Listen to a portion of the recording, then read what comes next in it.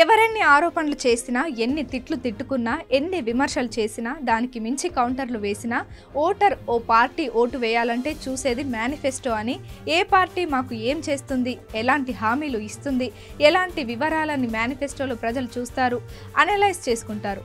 ఇప్పటికే కాంగ్రెస్ న్యాయపత్ర పేరుతో మేనిఫెస్టోను రిలీజ్ చేసింది. ఇక ఇప్పుడు మోడీకి గ్యారంటీ పేరుతో బీజేపీ కూడా రిలీజ్ చేసింది. మరి మోడీ ఇస్తున్న గ్యారంటీలేంటి, అవి అమలయ్యే గ్యారంటీలా, అధికారాన్ని చేరువ చేసేలా ఉన్న గ్యారంటీలా అనేది ప్రజలకు చేరువ అవుతాయా అనేది ఇప్పుడు దేశవ్యాప్తంగా చర్చ నడుస్తోంది. 76 పేజీల మేనిఫెస్టో, ప్రతి చోట మోదీ మాత్రమే దర్శనమిస్తున్న ఈ మేనిఫెస్టోలో చాలా విషయాలు ఉన్నాయి. ఇందులో ఎన్డీఏ సర్కార్ తాము చేసింది ఏంటో చెప్పుకుంటూనే చేయబోయేదేంటో వివరించే ప్రయత్నం చేసింది. వచ్చే 5 ఏళ్లలో కాదు, 2047 వరకు తాము ఏమేం చేస్తామో వివరించడమే ఇందులో highlight. At the same time ప్రజలను ఆకట్టుకునేందుకు ఎలాంటి ఉచితాలు ప్రకటించలేదు. ఒక్క రేషన్ ఉచితంగా అందిస్తామన్న విషయం తప్ప ఏం చేయకుండానే మీ జేబుల్లో డబ్బులు కుమ్మరిస్తామని అసలు హామీ ఇవ్వలేదు బీజేపీ. ఇక వివాదాస్పద అంశాల జోలికి అసలు పోలేదు.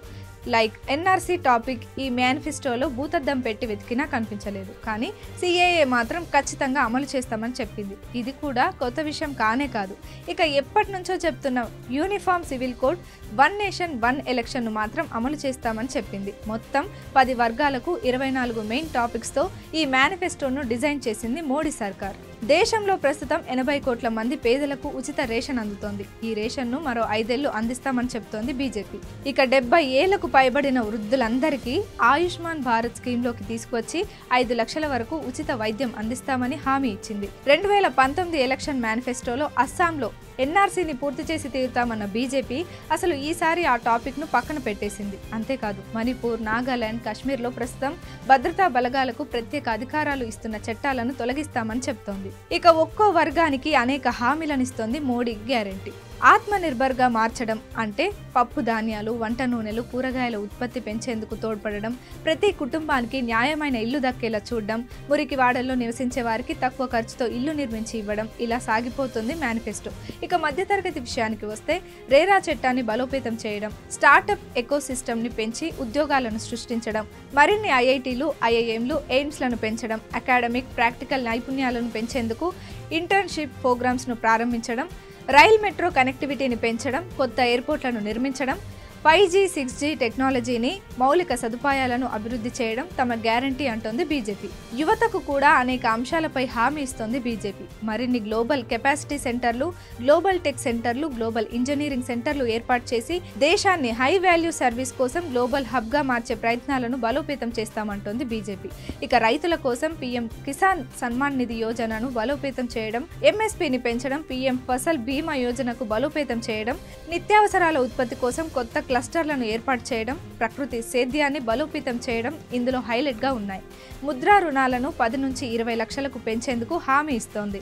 దేశ రక్షణ విషయంలో అసలు రాజీ పడేదే లేదని చెప్తోంది. ఓవరాల్గా పరిపాలన, దేశ భద్రత, పారిశుద్ధ్యం, స్పోర్ట్స్, అభివృద్ధి, పర్యావరణం, మహిళలు, రైతులు, ఇలా అన్ని వర్గాలకు న్యాయం చేస్తామంటోంది మోదీ గ్యారంటీ పత్రం.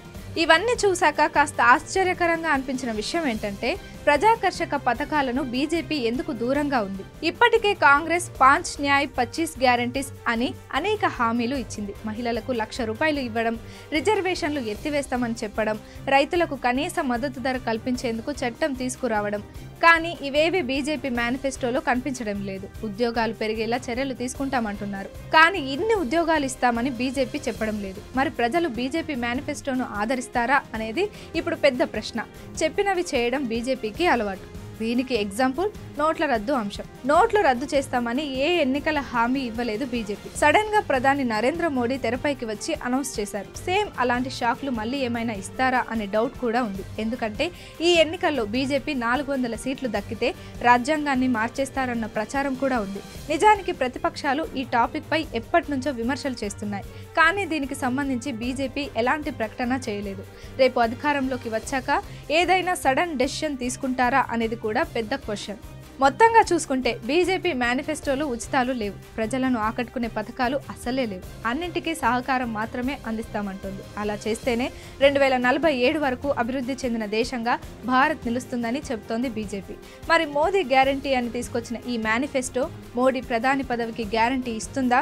ప్రజలు ఈ మేనిఫెస్టోపై తమ సమ్మతిని ఓట్ల రూపంలో చూపిస్తారా లేదా అనేది మరికొన్ని రోజుల్లో తేలిపోతుంది.